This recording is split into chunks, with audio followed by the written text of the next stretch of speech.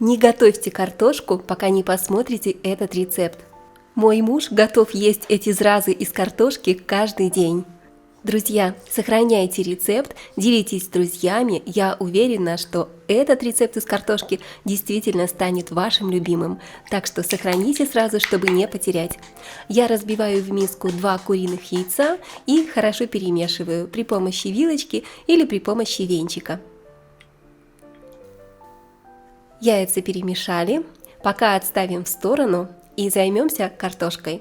Мне понадобится 1 килограмм картофеля. Картошку я нарезаю. Этот рецепт из картошки настолько простой и настолько вкусный, что понравится всей вашей семье. Поэтому обязательно досмотрите до конца, и вы тоже вместе со мной сможете сегодня на ужин приготовить эту вкуснятину из картошки. Все делается очень просто. Ингредиенты для рецепта нам понадобятся самые простые. Кстати, все ингредиенты я всегда оставляю для вас в описании под видео, поэтому обязательно загляните. Нарезали картошку и отправляем картофель в кастрюльку. Блюдо получается настолько вкусным, что я сразу рекомендую готовить двойную порцию. Заливаем картошку водой и отправляем на огонь. Варим около 15-20 минут до полной готовности, до мягкости картофеля. Картошку можете посолить сразу, а можете в конце приготовления. Здесь как вы больше привыкли.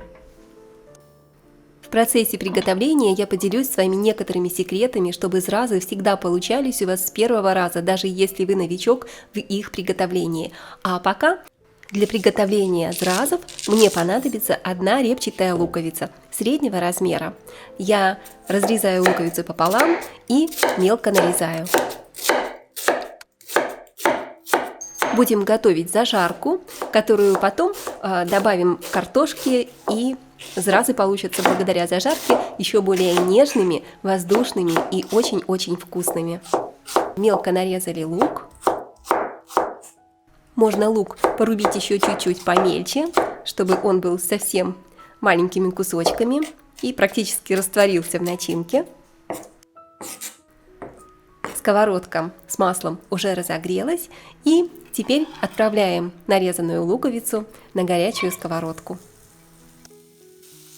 Обжариваем лук буквально 2-3 минутки на среднем огне. Слишком сильно зажаривать не нужно. А пока жарится лук, натрем на терке 1 среднюю морковку.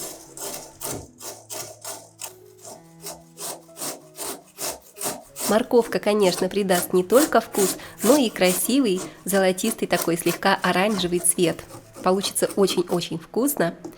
Смотрите, морковку я уже натерла, отправляю морковь к обжаренному луку. И обжариваю еще буквально пару минут на среднем огне. Приправляю по вкусу солью и добавлю немного черного молотого перца. Вы можете добавить еще каких-то немножечко приправ, пару щепоток, но я обойдусь только солью и перцем. Все, зажарка уже готова, и картошка полностью сварилась. Добавляю немного соли, я добавляю в самом конце. Как я уже говорила, соль вы можете добавлять либо в начале приготовления, либо в конце, по вашему желанию. И проверяю картошку на мягкость. Отлично проварилась, это важно, чтобы картошечка хорошо разварилась. Теперь воду с картофеля сливаем.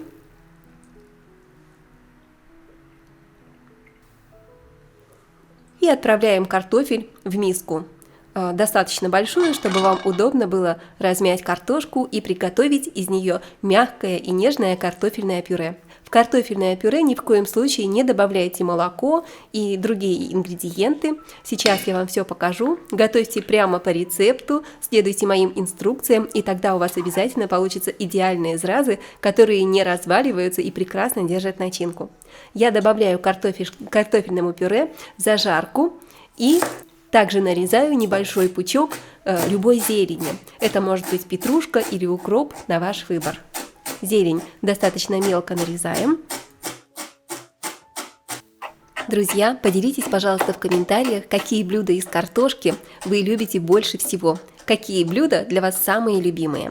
Я больше всего люблю и предпочитаю рецепты, которые готовятся не больше 30 минут, потому что ужин за 30 минут из картошки, да если он еще и вкусный, это просто мечта каждой хозяйки. Уверена, что вы тоже любите и предпочитаете, выбираете такие рецепты. Я мелко измельчила петрушку и добавляем петрушку к картофельному пюре. Теперь нам понадобятся яйца, 2 яйца, хорошенько перемешали и тоже вливаем в картофельное пюре. И это первый и самый главный секрет успешных зраз из картошки, которые не распадаются. Если вы просто сделаете картофельное пюре, но не добавите в него яйца, то, скорее всего, зразы разлезутся и расползутся, когда вы будете их жарить. На сковородке вся начинка из них вытечет. Я добавляю также в тесто обязательно примерно 5 столовых ложек муки, буду смотреть по консистенции, и муку буду добавлять, подсыпать немножечко в процессе приготовления, формирования картофельных котлет. Вот такое тесто получилось. Еще один секрет: обязательно уберите тесто в холодильник минут на 30, чтобы оно хорошенько охладилось перед тем, как мы начнем жарить зразы и формировать. Теперь я быстренько приготовлю начинку. Начинка может быть абсолютно любая, на ваш выбор. У меня сегодня очень вкусная и нежная начинка из курочки с грибочками. Для начинки я нарезаю 1 репчатую луковицу и поставила разогреваться уже сковородку со сливочным маслом. Вы можете жарить лук как на сливочном, так и на любом растительном масле, на ваш выбор. Нарезанный лук отправляю на разогретую сковородку и обжариваю буквально 2-3 минутки, слишком долго тоже зажаривать не нужно.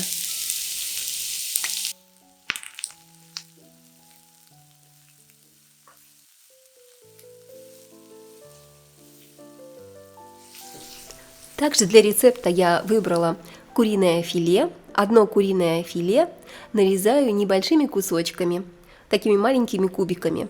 Размер кусочков курицы по вашему желанию.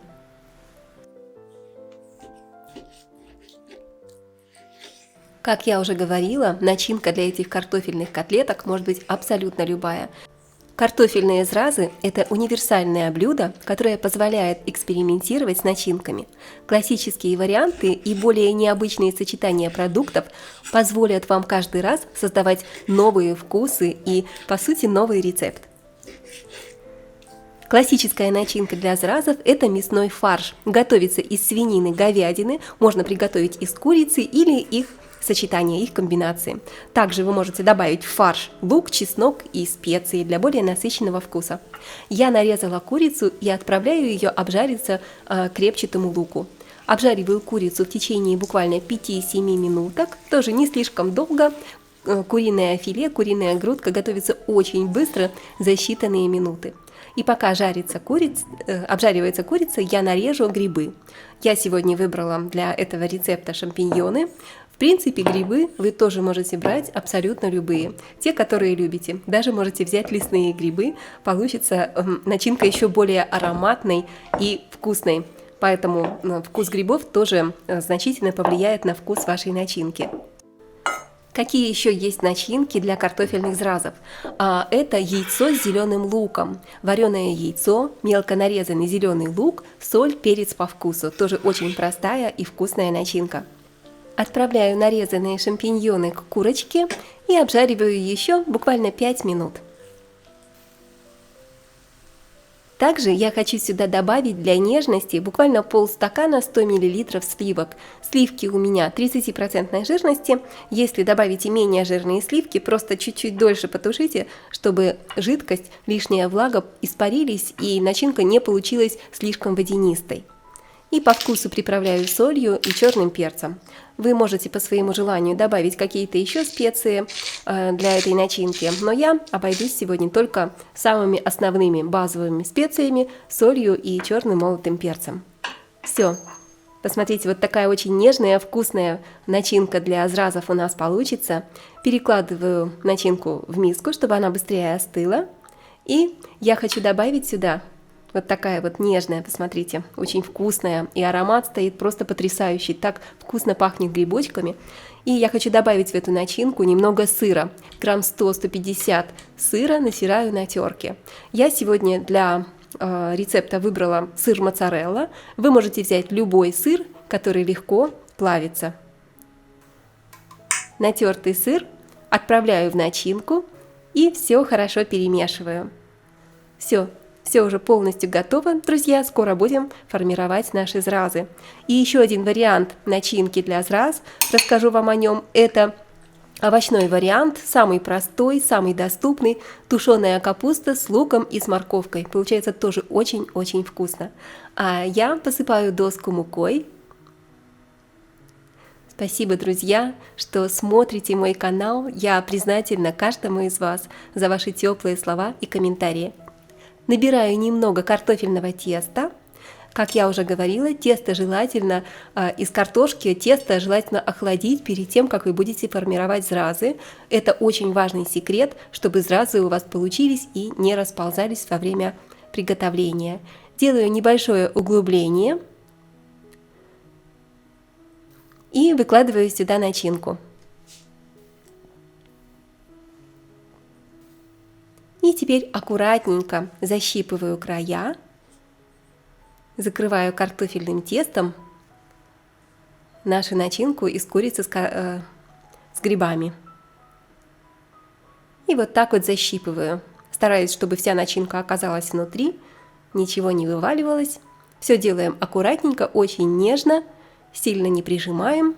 И еще один секрет. Картофельного теста должно быть достаточно много, чтобы оно было, чтобы зразы получились такими толстенькими, потому что картофельное тесто должно удержать эту начинку внутри и не развалиться во время приготовления. Теперь сметаем излишки муки, можно это сделать при помощи кисточки. И я сразу же подготовлю доску, посыпаю доску мукой и на нее выкладываю готовые сформированные зразы. Вот такая вот красота получается. Набираю еще примерно 2 столовых ложки картофельного теста на одну зразу. Хорошенько подпыляю мукой, чтобы ничего не прилипало. Также очень важно сорт картошки, который вы подберете для приготовления картофельных зразов. Выбирайте картошку, которая не разваливается слишком до состояния пюре. А также картошку можно для зразов приготовить, сварить в мундирах, потом очистить и просто приготовить картофельное пюре из картошки, сваренной в мундирах. Добавляю начинку. И еще раз аккуратненько формируем зразу. Посмотрите, руки я хорошенько обваливаю в муке, чтобы ничего не прилипало.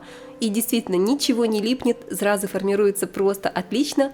Вот такие симпатичные, очень вкусные картофельные пирожки, котлетки. А я напоминаю вам, что вы на канале «Готовим дома». С вами Олеся. Обязательно подпишитесь на канал, нажмите колокольчик, чтобы не пропустить мои новые вкусные видео. Вот таким вот образом, лопаточкой или ложкой, или просто руками со всех сторон вот так вот простукиваем котлетку, чтобы придать ей красивую форму, аккуратную. И излишки муки немножечко сметаю кисточкой, чтобы картофельные котлетки не горели во время жарки.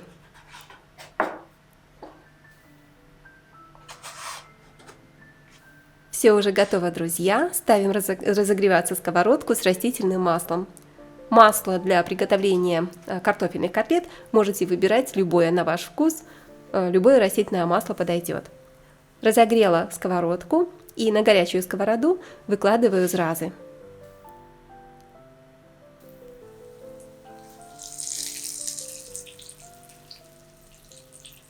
Обратите внимание, чтобы огонь был средним, умеренным, чтобы картофельные зразы могли хорошо подрумяниться, но при этом не подгорели, и чтобы тесто полностью дошло до готовности. Жарим примерно около 5 минут. И не забываем проверять, как только снизу корочка станет румяной и золотистой, переворачиваем зразы. А пока они жарятся, давайте с вами быстренько приготовим минутный соус, который идеально подходит к картофельным котлеткам. Самый быстрый соус, который я знаю, и очень часто его готовлю. В миску кладу 4 столовых ложки сметаны. Сюда же нарежу немножечко зелени, на ваш выбор, у меня укроп. И приправляю солью и черным молотым перцем. Также натру сюда чеснок. 1 зубчик будет вполне достаточно.